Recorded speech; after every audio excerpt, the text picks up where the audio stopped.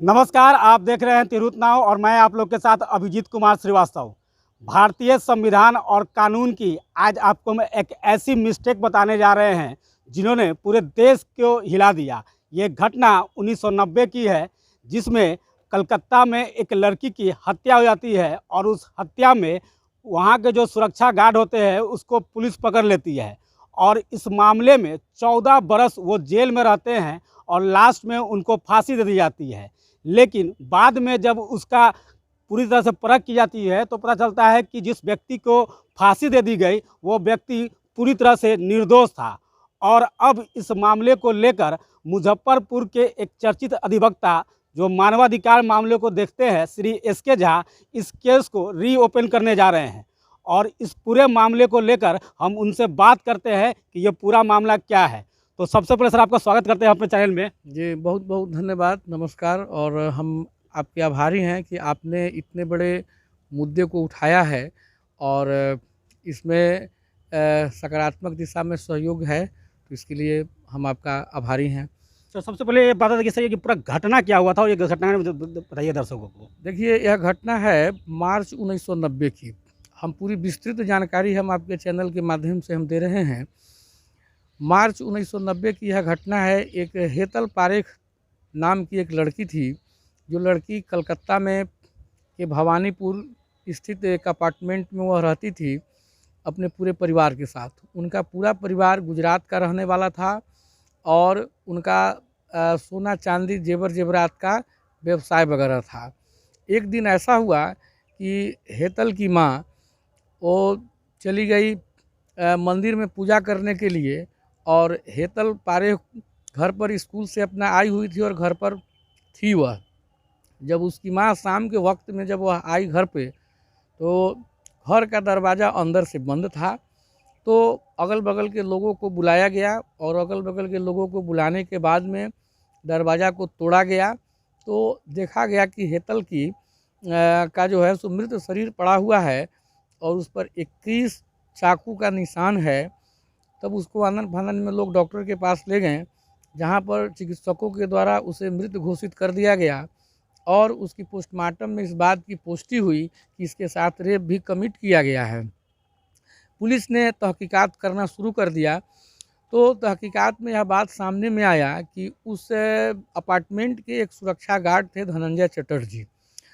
वो धनंजय चटर्जी पर यह आरोप लगा कि वह हेतल पारेख को एक दो बार वह शायद फप्तिया कसा था या कुछ अनाप शनाप कुछ बोला वगैरह था। तो इसकी बात उठी कि भाई इसकी शिकायत आपके द्वारा की गई थी।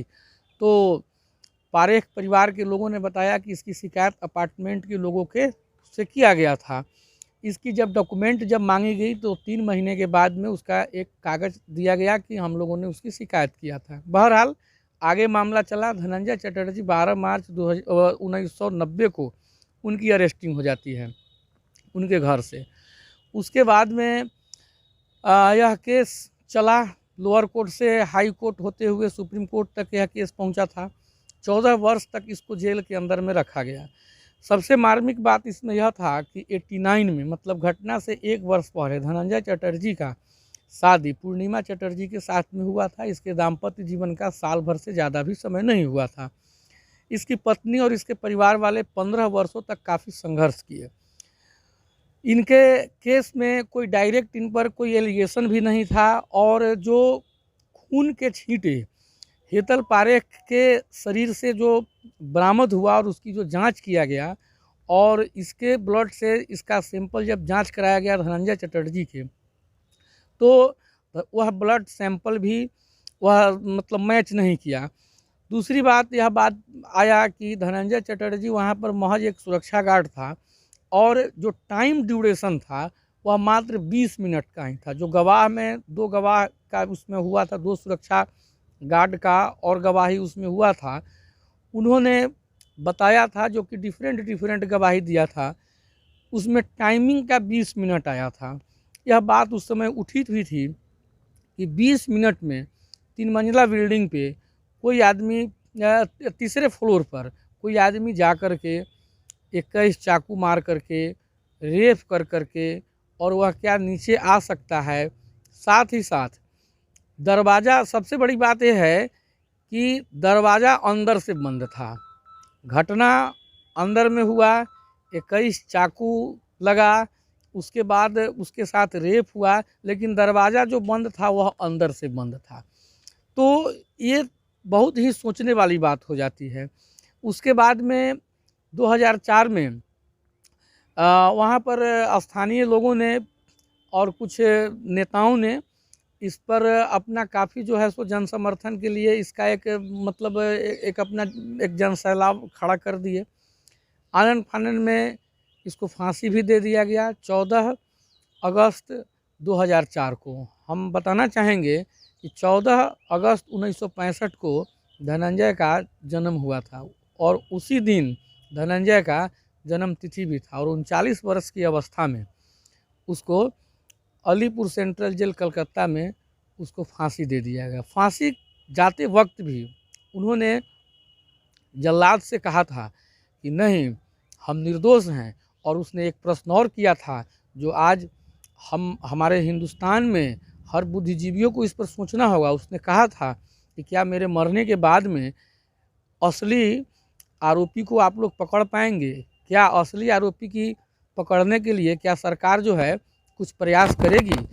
भारतीय कानून जो है, उस कानून की यह एक जो है बहुत बुरी मिसाल है, जिसमें एक निर्दोष व्यक्ति को 14 बरस जेल खटने के बाद फांसी की सज़ा दे दी जाती है। और इसका जो है कैसे ये मालूम हुआ कि यह पूरी घटना जो है निर्दोष व्यक्ति इसमें फंस गया, इसके बारे में हम बात करते हैं सर कि सर कैसे ये उजागर हुआ कि ये मामला पूरा फॉल्स था? देखिए, धनंजय चटर्जी के फांसी के पश्चात में भारतीय सांख्यिक संस्थान के स्कॉलर लोगों ने इस केस के बारे में अध्ययन किया था। अध्ययन करने के बाद में जो तथ्य सामने आया वह तथ्य झकझोर देने वाला तथ्य था। अब जैसे देखिए, हम पहला तथ्य यह था कि जो घड़ी बरामद हुआ था धनंजय के घर से, वह घड़ी हेतल पारेख के घर का जो घड़ी था उस घड़ी से वह मैच नहीं कर पा रहा था। दूसरी बात, पुलिस का कहना था कि धनंजय को हमने पकड़ा है तो उसके वह पीला रंग का शर्ट पहने हुए था। धनंजय के घर से एक पीला रंग का शर्ट भी बरामद हुआ जिस पर खून का कोई निशान भी नहीं था। धनंजय से जब पूछा गया कि तो आप घर पर क्यों चले गए, तो उसने बताया कि हम अपने भाई के जनेऊ संस्कार में हम अपने गांव पर हम आए हुए थे, मुझको इस केस के बारे में कुछ जानकारी ही नहीं है। वह अंत तक यह बताते रह गया कि मुझे जिस केस में घसीटा जा रहा है उस केस के बारे में मुझे कुछ जानकारी ही नहीं है। अब दूसरी बात है कि हमारे जो भारत की जो संवैधानिक जो व्यवस्था है वह इस पर हम लोग विश्वास करते हैं, जो बिल्कुल ट्रांसपेरेंट व्यवस्था है। तो यह ट्रांसपेरेंसी में उसको भी यह ट्रांसपेरेंसी होनी चाहिए, उसको भी यह जो है उसको भी मिलना चाहिए समता का अधिकार। कि जब जल्लाद जो उस समय जो उनको फांसी दिया था नाटा, जो कि अपने लाइफ में 25 लोगों को फांसी की सज़ा जिनको मिला था उनको फांसी पर लटका चुके थे, मात्र एक धनंजय के केस में वह इतने जो है वह उनकी स्थिति हो गई कि वह बेहोश हो गए थे। न भारत टाइम्स की उस समय की रिपोर्ट छपी हुई है, मैंने उस रिपोर्ट को देखा है। उस खबर में यह बात था कि जल्लाद नाटा ने अपने बेटा महादेव की मदद से धनंजय के गर्दन में रस्सी लगाया और उसको फांसी दिया, और उसके बाद में जल्लाद नाटा खुद बेहोश हो गया और उसको स्ट्रेचर पर लाद करके लोग अस्पताल ले गए, तब जा करके उसको है। वो भी कहा है कि हम क्या करें, हम तो भाई मजबूर हैं, हमको तो सरकार का आदेश का पालन करना है।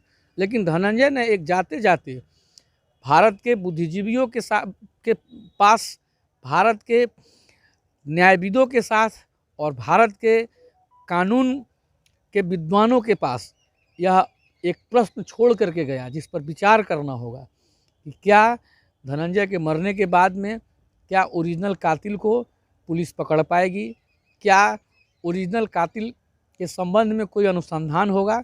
लेकिन यह सारी चीज़ें खत्म हो गई धनंजय के फांसी के बाद में ही।